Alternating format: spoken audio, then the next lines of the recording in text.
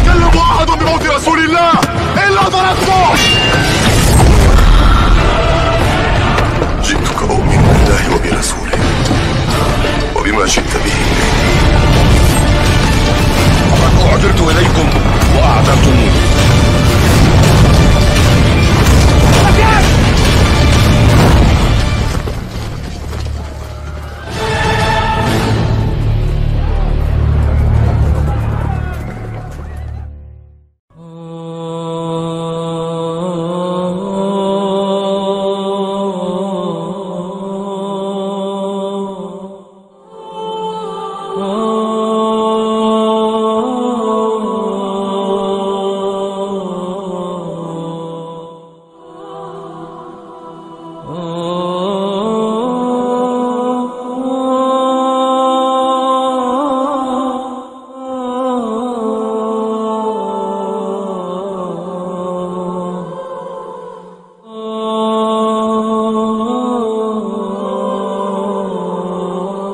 Hadirin jamaah rahimakumullah, kita akan melanjutkan pengajian kita. Sepekan yang lalu masih membahas tentang tanda-tanda besar. Yang kedua, yaitu yang pertama Dajjal, yang kedua Nuzul Isa ibn Maryam, turunnya Nabi Isa bin Maryam. Mungkin pembahasan ini pembahasan terakhir untuk turunnya Nabi Isa alaihissalam. Saya dalam pembahasan ini, mungkin di antara antum semua ada yang sering membaca tentang hadis-hadis akhir zaman yang ditulis oleh beberapa penulis akhir zaman. Mungkin didapati dari segi susunannya mungkin saja tidak sama. Hanya kebetulan saya dominan memakai referensi yang dominan saya sampaikan itu, yaitu merujuk kepada tulisan Syekh Yusuf bin Abdullah Al-Wabil yang dominan. Jadi bisa saja mungkin urut-urutannya agak berbeda mungkin ya dari penulis yang lain. Tapi ini tidak masalah gitu ya. Kemarin sedikit mengingatkan supaya menyambung materinya yang sudah kita bahas kemarin, hikmah diturunkannya Nabi Isa alaihi salam. Itu yang terakhir kemarin. Ya. Kenapa Nabi Isa yang diturunkan gitu? Kok bukan nabi yang lain? Nah, itu kemarin dengan berbagai dalil sudah kita bahas. Sedikit saja mengulang, di antaranya paling tidak ada 3 alasan. Yang pertama, untuk membongkar kebohongan orang-orang Yahudi, bahwa orang Yahudi mengatakan mereka telah membunuh Nabi Isa. Padahal itu bukan Nabi Isa, tapi orang yang mukanya disamakan oleh Allah dengan Nabi Isa. Ya, dan itu sudah kita bahas dalil-dalil ayatnya kemarin, nggak perlu diulang. Yang kedua, hikmah diturunkannya Nabi Isa itu juga untuk menjelaskan tentang kesalahan i'tiqad, ya, kesesatan daripada orang-orang Nasrani yang mereka itu mempertuhankan Nabi Isa. Ya, sampai hari ini orang Nasrani itu mempertuhankan Nabi Isa. Itu yang kedua. Yang ketiga, sebagai bentuk takrim, ya, kemuliaan yang Allah berikan kepada umat Rasulullah SAW. Dan Nabi Isa ingin sekali menjadi bahagian daripada umat Rasulullah SAW.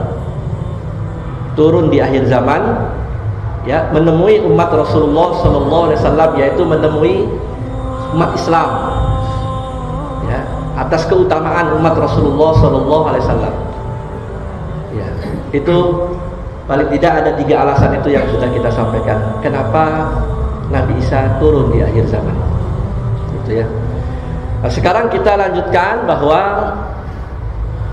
Syekh Yusuf Al-Wabil melanjutkan pembahasannya tentang bahwa Nabi Isa itu turun. Di antara tugas Nabi Isa turun, beliau juga akan menjadi mujaddid, akan menjadi mujaddid, pembaharu. Kalau bahasa kerennya itu apa? Reformis. Nah, reformis akan menjadi pembaharu.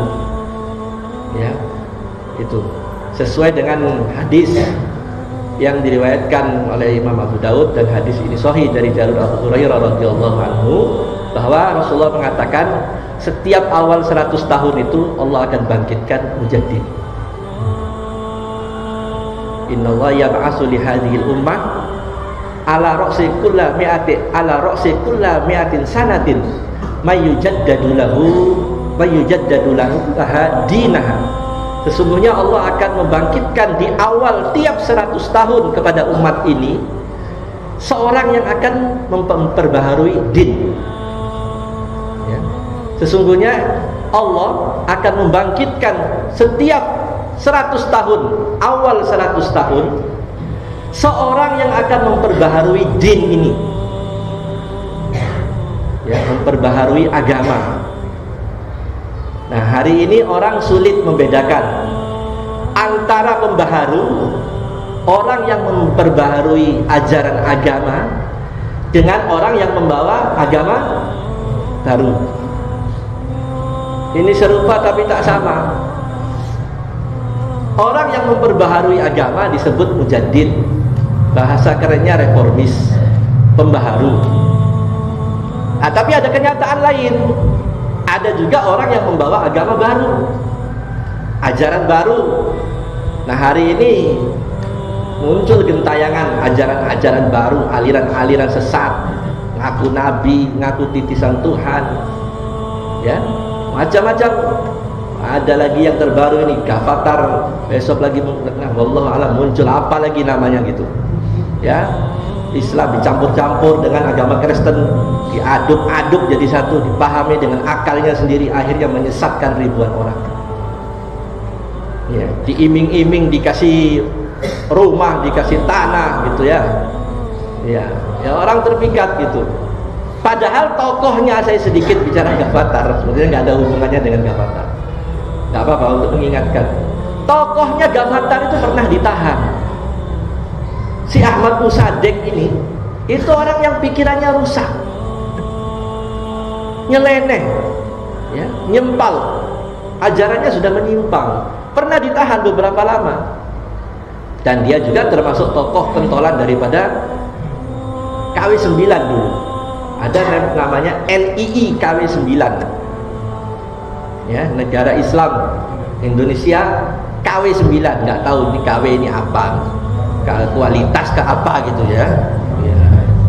KW kata mereka, ya sudah kita ikut KW9 gitu. Nah, itu Ahmad Musaddiq ini anggotanya, dan sampai hari ini NII itu masih eksis. Saya tahu betul, termasuk NII juga. NII juga itu sudah difatwakan oleh ulama itu sesat.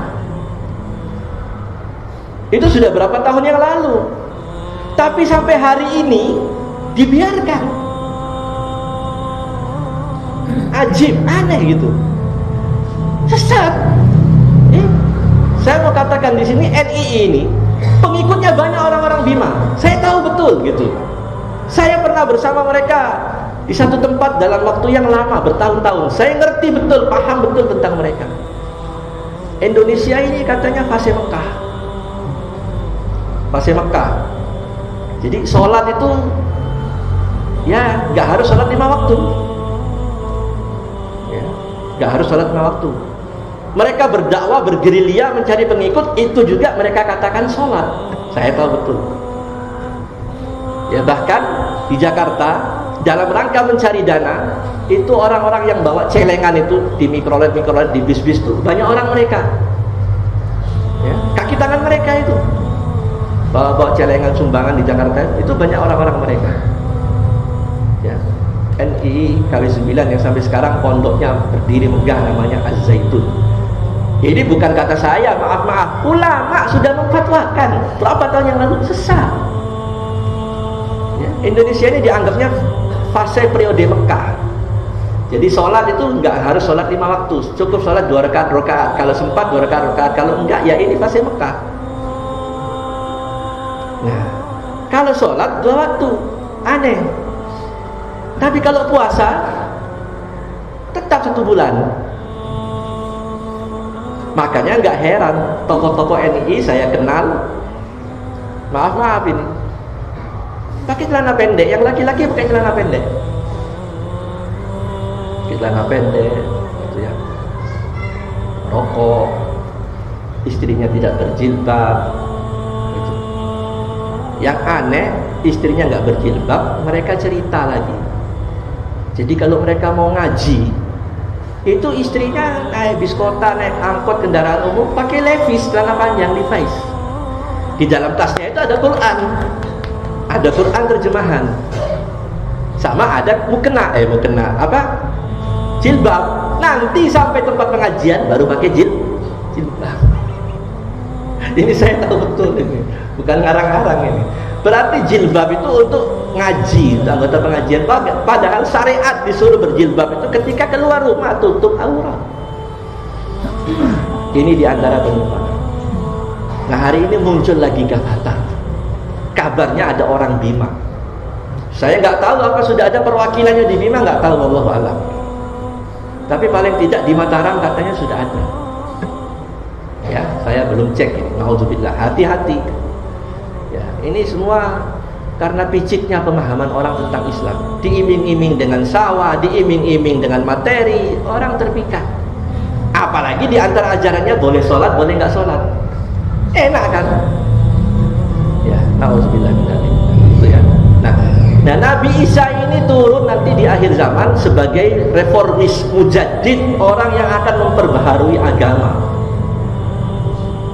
Ya, agama yang sudah rusak, ya, din yang sudah rusak, yang sudah jauh daripada tuntunan Nabi, itu nanti di akhir zaman akan diperkuat lagi, akan diperbaharui lagi. Tapi bukan membawa ajaran baru. Nah, orang kadang-kadang hari ini karena nggak tahu Islam yang benar. Nah, ini masalah, satu masalah. Karena nggak pernah belajar Islam. Karena nggak pernah belajar Islam, terus umpama, gitu, nggak pernah belajar Islam, ini awam, polos 100%. Lihat orang berjenggot, pakai jubah, celananya di atas mata kaki, sudah mulai penilaian. Wali kan Islam apa lagi itu gitu. Apalagi lihat orang yang sholat, umpama saya kasih contoh ya, sholat pas tahiyat kuru-kuri mana dia goyang tangan, dia pegang. Apalagi itu kok tahiyat pakai goyang-goyang begini. Ajaran baru itu. Iya, ini saya tahu betul, saya bertanggung jawab, saya bicara. Apalagi dia lihat sholatnya itu merapatkan saf. Ya, kita sering begitu. Kalau kita ada daerah-daerah kadang diperhatikan cara sholat, soknya rapat, mereka terheran-heran gitu. Padahal masalahnya mereka ini tidak paham Islam. Coba mereka itu ngaji, mau dengar pengajian, kupingnya itu mau dengar majelis ta'lim, pasti mereka tahu, oh itu ada dalilnya, ada tuntunannya. Itu masalahnya gitu. Nah, Nabi Isa itu turun akan menjadi mujaddid sesuai dengan janji, ya. Rasulullah katakan tadi, setiap awal 100 tahun, ya, Allah akan bangkitkan, ya, orang yang akan memperbaharui din ini. Jadi kata Syekh Yusuf Al-Wabil dalam tulisan beliau bahwa Nabi Isa itu turun di antara tugasnya akan memperbaharui din, ya, sebagai mujaddid, sebagai reformis gitu ya. Nah, kemudian dengan apa Nabi Isa menetapkan aturan, ya, menetapkan hukum? Karena ada pembahasan hadis yang kemarin kita bahas bahwa Nabi Isa itu dikatakan sebagai hakim yang adil, hakaman adlan wa imaman muqsiton, sebagai hakim yang adil, sebagai imam yang adil. Nah, maka ada seorang sahabat bertanya kepada Abu Hurairah. Sahabat ini namanya Uqbah bin Nafi. Dia bertanya kepada sahabat Abu Hurairah, ya, nanti ketika Nabi Isa turun, dengan apa Nabi Isa itu menghukumi manusia? Maksudnya, dengan apa Nabi Isa itu dia sebagai pemimpin yang adil dan sebagai hakim? Nah, pertanyaan Uqbah bin Nafi kepada Abu Hurairah ini, ketika Nabi Isa turun nanti, dengan apa Nabi Isa akan menghukumi manusia? Abu Hurairah seorang sahabat yang paling banyak meriwayatkan hadis, nomor 1. Jadi sahabat yang paling banyak meriwayatkan hadis itu Abu Hurairah, ya, atau Abdurrahman bin Sahr ad-Dausi, namanya Abu Hurairah. Maka Abu Hurairah menjawab, nanti Nabi Isa itu akan berhukum dengan kitab Rabb kalian, dan akan berhukum pula dengan sunnah Nabi kalian. Ya, jadi Nabi Isa yang turun akhir zaman ini memperbaharui din. Dia akan menjadi hakim yang adil, menerapkan aturan yang diterapkan itu aturan Al-Quran dan sunnah Rasulullah Sallallahu Alaihi Wasallam. Ya, itu nanti ketika Nabi Isa alaihissalam turun. Ya.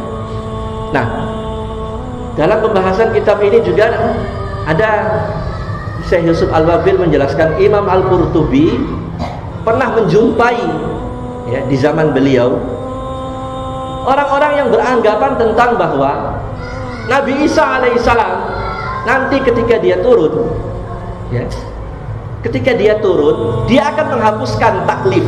Taklif itu apa? Beban syariat. Syariat itu akan dihapus, ya, dan dia akan menjadi Rasul setelah Nabi Muhammad. Ada orang pemahamannya seperti itu, kata Imam Al-Qurtubi, ya. Dia menganggap turunnya Nabi Isa ini akan menjadi Rasul baru, ya, dan akan membawa syariat baru dan menghapus syariatnya Nabi Muhammad SAW. Ada pendapat seperti itu, kata Imam Al-Qurtubi, ya, di zaman itu, ya. Maka pendapat ini dibantah, ya. Pendapat ini dibantah dengan beberapa dalil, ya. Di antara dalilnya yaitu firman Allah SWT dalam surat Al-Ahzab ayat 40, ya, maka Muhammadun aba ahadin min rijalikum walakin Rasulullah wa khataman nabiyyin. Ya, ini dalil untuk membantah anggapan yang seperti itu, ya, bahwa Nabi Muhammad itu, kata Allah dalam surat Al-Ahzab ayat 40 itu, bukanlah salah satu bapak-bapak di antara kalian, gitu. Maka Muhammadun aba ahadin min rijalikum. Muhammad itu bukanlah bapak-bapak salah satu di antara kalian, ya. Walakin Rasulullah, tetapi Nabi Muhammad itu Rasulullah, wa khataman nabiyyin, dan penutup seluruh nabi. Ya. Jadi Nabi Muhammad itu penutup seluruh nabi. Tidak ada lagi nabi setelah Nabi Muhammad. Kalau ada, dijamin berdasarkan dalil-dalil Quran dan dalil-dalil hadis yang banyak. Kalau ada orang menganggap ada nabi lagi setelah Nabi Muhammad, dijamin sesat 100%.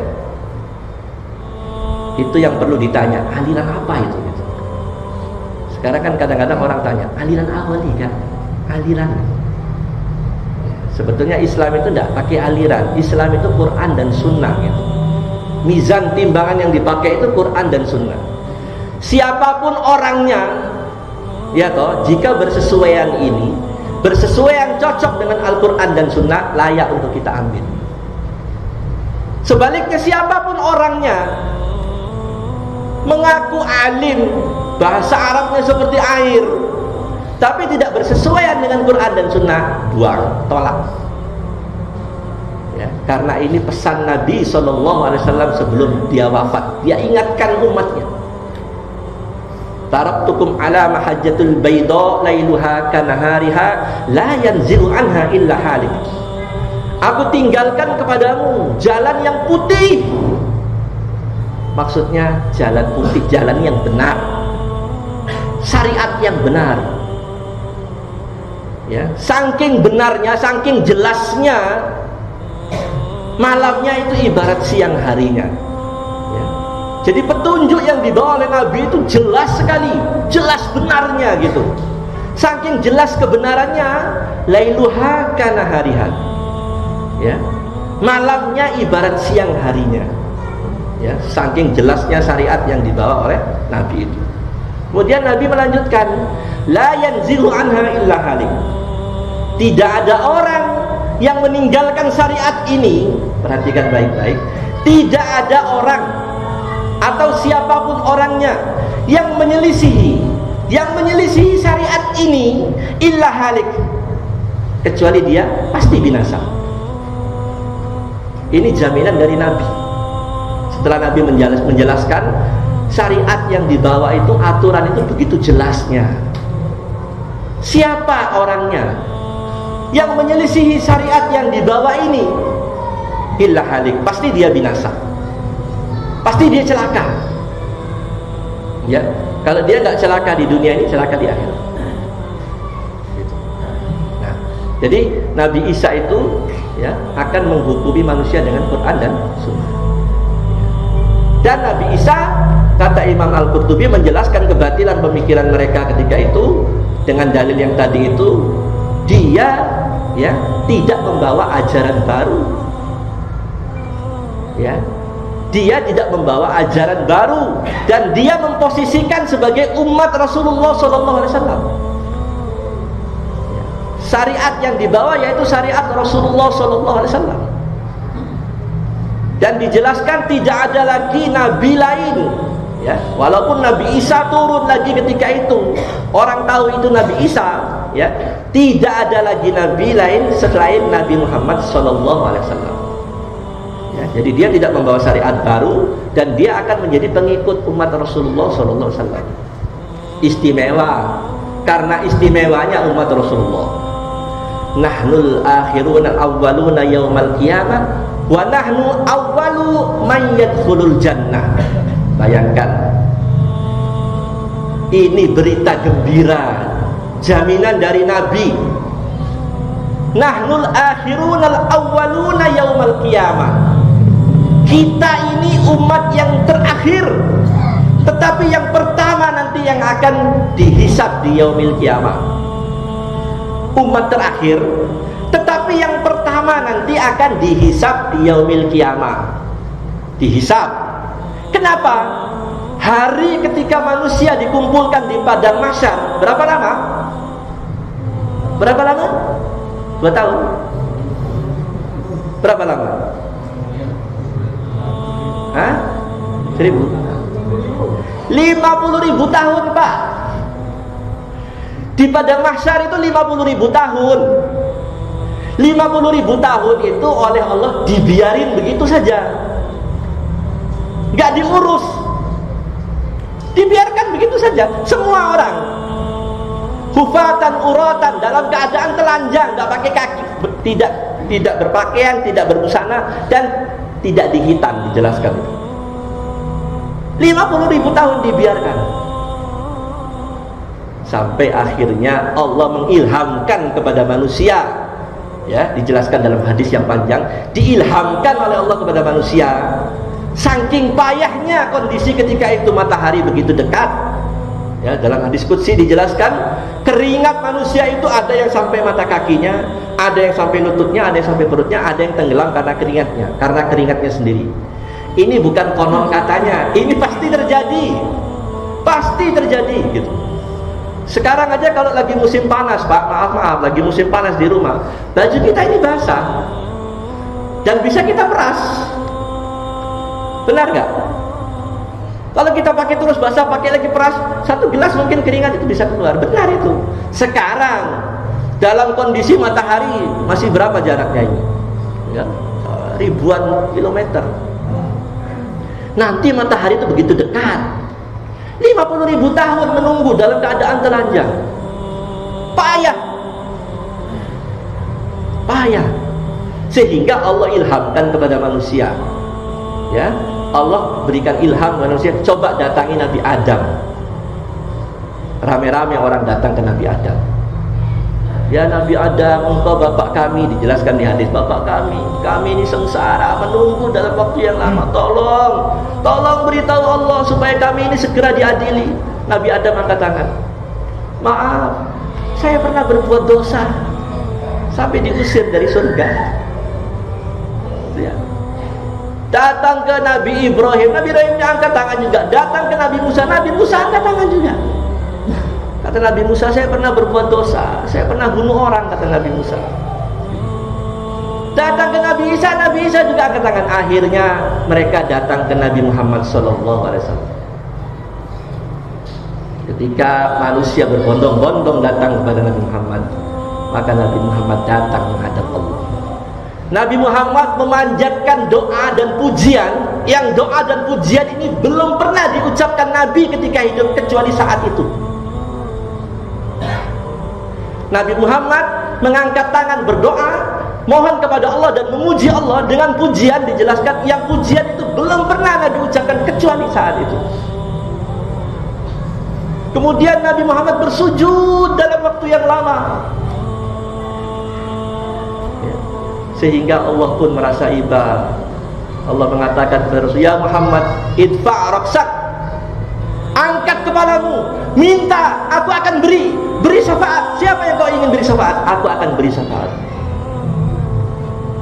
50.000 tahun. Itu ya. Nah, ini istimewanya umat Muhammad, istimewanya kita ini. Maka jangan lupa dengan Nabi kita, perbanyak baca sholawat, terutama ketika hari Jumat. Ya, ada dalilnya ini. Ketika hari Jumat, ya, yang dituntunkan oleh syariat, ya termasuk membaca suratul Kahfi. Perbanyak membaca sholawat kepada Rasulullah. Ya, karena dia nanti yang semua nabi nggak mampu, nabi kita yang akan mampu. Nah, itulah mengapa kemudian Nabi Isa minta supaya turun akhir zaman. Ya, jadi tidak ada nabi lagi, ya, la nabiyya ba'di wa anal aqib, tidak ada nabi setelahku, kata Rasulullah, dan saya penutup semua nabi. Dan kemudian pemahaman orang, kata Imam Al-Qurtubi, menganggap risalah syariat yang dibawa Nabi Muhammad ini sudah dihapus, diganti dengan syariat baru. Itu juga dibantah bahwa Nabi Isa tidak membawa syariat baru. Ya, Nabi Isa akan menjalankan, memperbarui syariat Rasulullah Sallallahu Alaihi Wasallam. Ada satu riwayat yang diriwayatkan oleh sahabat Jabir bin Abdullah. Sahabat Jabir bin Abdullah, dia bercerita pada satu hari Sayyidina Umar radhiyallahu anhu datang dengan membawa lembaran dari kulit binatang, yang ternyata lembaran itu adalah kitab Taurat. Dia datang kepada Rasulullah SAW membawa lembaran kitab Taurat. Kata Umar bin Khattab, ya Rasulullah, ini kitab Taurat, coba bacakan Rasulullah. Dikira oleh Umar Nabi itu akan senang. Ternyata merah mukanya Nabi. Merah muka Nabi. Apa kata Nabi? Lau kana Musa hayyan ma wasahu illa tibai. Hai Umar, kalau Musa sekarang ini hidup, tidak ada keleluasaan bagi Musa kecuali Musa itu harus ikut aku. Ya, marah Nabi. Hai Umar, kalau Musa, Nabi Musa alaihissalam sekarang ini hidup, tidak ada keleluasaan, maksudnya tidak ada hak Nabi Musa itu kecuali untuk mengatur atau menegakkan syariat, kecuali Nabi Musa itu harus ikut aku. Apa yang dibawa oleh Umar bin Khattab? Kitab Taurat. Kitab Taurat karangan siapa? Karangan siapa? Kitabnya Allah yang diturunkan kepada Nabi Musa. Ketika disodorkan suruh baca, Nabi marah. Ya. Karena apa? Syariat yang dibawa Nabi ini paling lengkap, melengkapi seluruh syariat. Ya. Kitab yang diturunkan Allah kepada Rasulullah, Quran ini kitab yang paling lengkap dari seluruh kitab. Seluruh aturan ada dalam Al-Quran itu. Maka dikatakan Al-Quran itu hudan linnas, petunjuk bagi manusia. Hudan lil muttaqin, petunjuk bagi orang takwa. Maka Rasulullah marah, loh, dibawain kitab Allah, Taurat, malah Nabi menjawab seperti itu. Kalau Musa hidup, Musa mesti ikut saya. Karena apa? Nabi diberi mukjizat Quran yang super lengkap, semua masalah dibahas. Sebagai apa? Pedoman hidup. Terus bagaimana pertanyaannya hari ini? Pertanyaan besar hari ini yang mestinya dijawab oleh orang yang masih sehat, akalnya masih sehat. Bagaimana hari ini kitab Allah ini, ya toh, sudahkah menjadi syariat? Gitu. Sudahkah kitab Allah ini menjadi aturan untuk mengatur manusia? Bukankah hari ini kitab Allah ini dikalahkan oleh kitab-kitab lain yang ditulis oleh manusia? Ini benar saya katakan, saya bertanggung jawab. Benar apa enggak bahwa Quran ini kan sepotong-sepotong saja syariat yang tegak gitu. Sementara aturan-aturan yang lain kita tidak merujuk kepada Al-Quran. Bagaimana kalau Nabi ini hidup hari ini?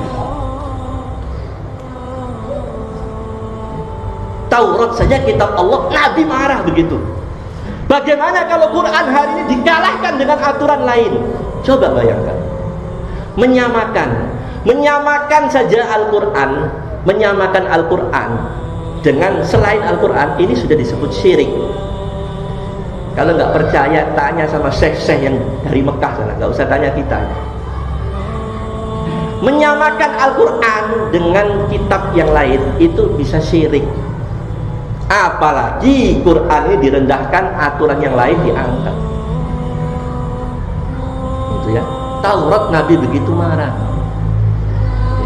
Kenapa? Quran ini hudan linnas, petunjuk bagi manusia, lengkap mengatur seluruh kehidupan manusia. Quran dilengkapi dengan as-sunnah, dilengkapi dengan hadis, sehingga di dalam Quran dan hadis itu untuk mengatur kehidupan itu sudah cukup. Di dalam Quran dan hadis itu untuk mengatur kehidupannya manusia sudah cukup. La kafahu, sudah cukup. Cukup bagi orang yang mau merenungkan dan memikirkan itu. Dan itulah syariat Allah. Ya, maka ada ayat yang berbunyi dalam surat Al-Jasiyah ayat 18-19 itu. Ya. Summa ja'alnaka 'ala syari'atin minal amri fattabi'ha wa la tattabi' ahwa'al ladzina la ya'lamun innahum la yughnu 'anka minallahi syai'a wa inna ba'duhum li ba'din adu. Ya. Sesungguhnya ya, aku telah jadikan ya, inna ja'alnaka 'ala syari'atin minal amri. Hai Muhammad, aku telah jadikan dalam kehidupanmu itu satu syariat. Ya, periksa surat Jasiyah ayat 18-19. Ya. Aku telah menjadikan bagimu dalam kehidupan itu syariatin minal amri, satu syariat untuk mengatur kehidupan. Setelah Allah menjelaskan itu, apa perintahnya? Fattabi'ha, bukan wa, tetapi fattabi'ha. Apa bedanya wa dengan fa? Ustaz Mujahid, apa wa fa itu? Menunjukkan apa? Perintah Ustaz Mujahid ya. Nah, orang yang mengerti bahasa Arab itu dia tahu betul wa dan fa itu bedanya apa. Kalau fa itu fi'il amr, perintah. Ya. Setelah Allah menjelaskan bahwa aku jadikan dalam kehidupanmu itu satu syariat, syariat yang satu. Lanjutan ayat itu fattabi'ha, bukan wattabi'ha. Fattabi'ha, ikuti perintah itu, wajib ini. Kemudian larangannya apa?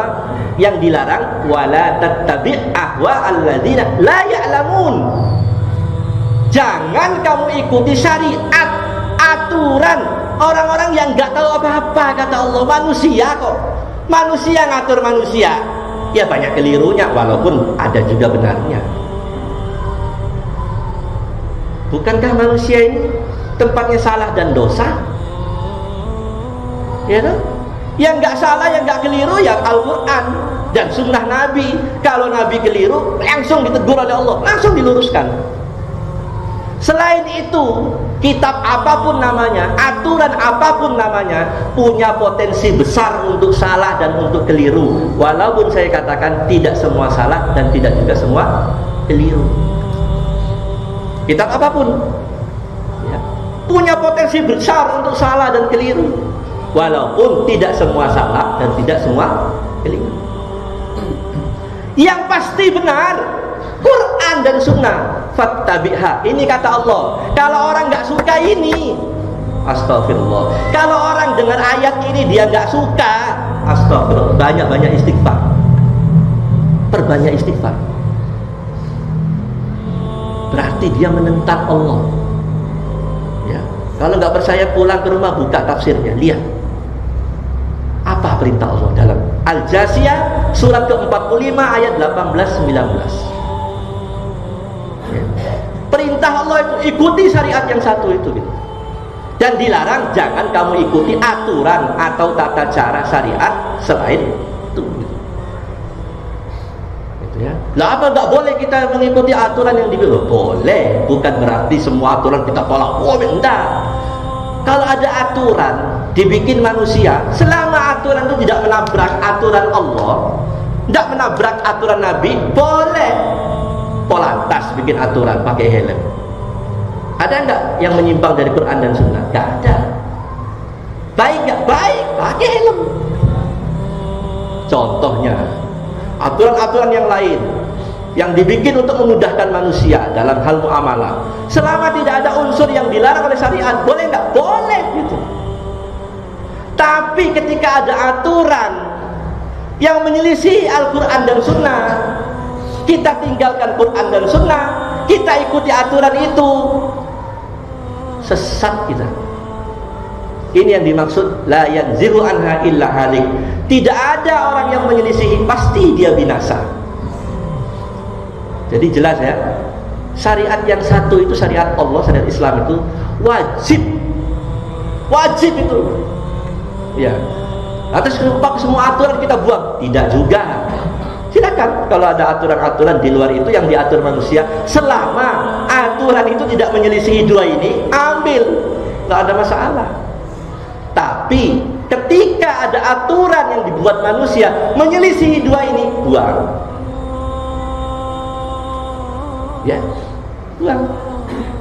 Karena apa? Itu akan menyesatkan kita. Sudah jelas-jelas menyelisih Quran, kita ambil, sesat kita.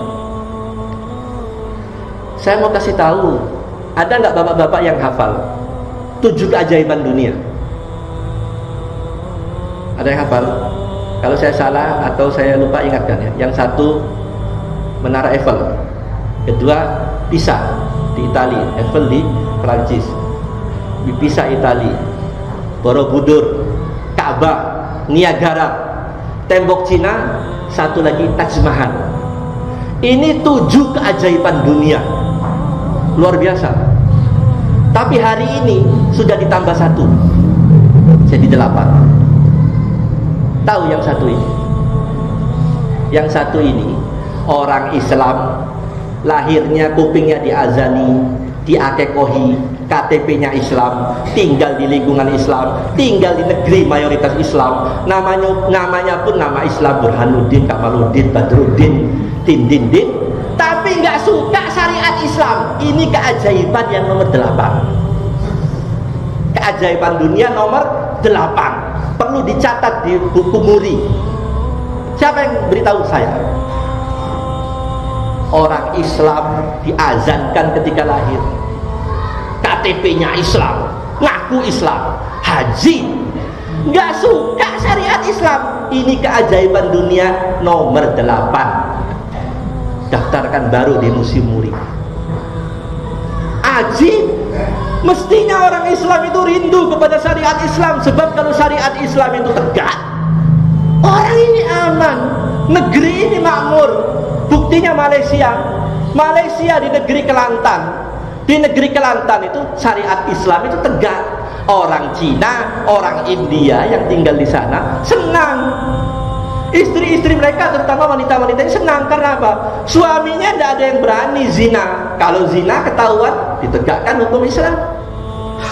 Di sana cari pencuri sulit, bukan tidak ada. Cari orang berzina sulit. Kalau mau berzina keluar dari Kelantan. Sehingga orang kafir merasakan dampak positifnya. Ini di Kelantan, tegak syariat Islam. Orang kafir acungi jempol. Kenapa kita ini kok nggak suka syariat Islam? Bahkan syariat Islam dituduh yang lain-lain. Na'udzubillah min dzalik. Hati-hati.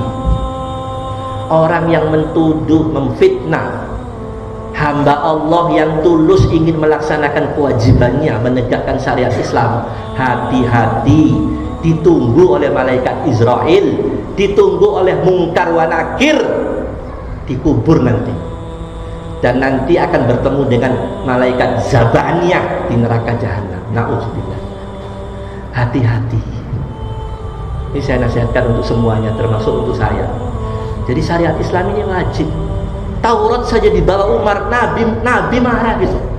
Apa nggak cukup Quran, wahai Umar? Kalau Musa itu hidup, dia mesti ikut saya. Karena apa? Nabi bawa syariat Quran dan Sunnah, cukup lengkap. Dari masuk WC, Nabi kita mengatur dari masuk WC sampai mengatur negara, diatur. Masalah nikah, diatur sampai mengatur negara. Dan pertanyaannya, kalau masuk WC diatur, masa urusan negara nggak diatur? Impossible kata orang, nggak mungkin. Pasti ada aturannya. Pertanyaannya, kenapa aturan itu nggak dipakai gitu loh? Ya, selanjutnya Nabi Isa nanti ketika dia hidup, negeri bumi ini akan makmur. Bumi akan makmur sampai digambarkan dalam satu hadis. Ya, mungkin wallahu alam, saya nggak tahu apakah ini kiasan bukan sebenarnya, ataukah sebenarnya, wallahu alam, karena tidak ada penjelasan dalam kitab itu. Sampai digambarkan begini, saat Nabi Isa itu berkuasa, ya, singa bisa hidup berdampingan dengan onta.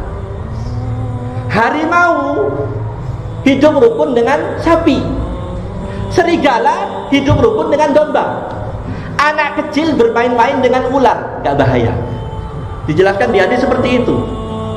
Wallahu alam apakah ini kiasan atau sebenarnya, wallahu alam. Tapi kalaupun sebenarnya, kalaupun ini benar, tidak ada yang mustahil bagi Allah.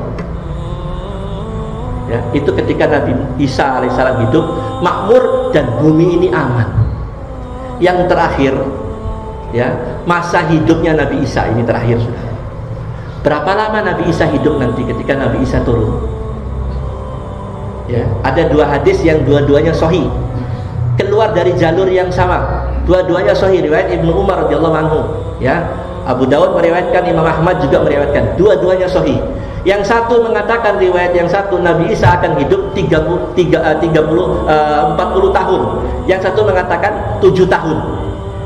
Ya, yang satu mengatakan 40 tahun Nabi Isa hidup di bumi, yang satu mengatakan 7 tahun. Oleh ulama dikompromikan dua hadis yang sahih ini. Kesimpulannya, Nabi Isa ketika dia diangkat oleh Allah naik ke langit, ketika akan dibunuh itu, saat itu usianya 33 tahun. Dan nanti dia akan turun ke bumi, masa dia hidup saat itu 7 tahun. Jadi genap usianya 40 tahun. Wallahu a'lam bishawab. Selesai pembahasan Nabi Isa sampai di sini. Insyaallah kita lanjutkan ke depan, nanti kita masuk tanda-tanda besar yang ketiga, munculnya Ya'juj wa Ma'juj. Insyaallah.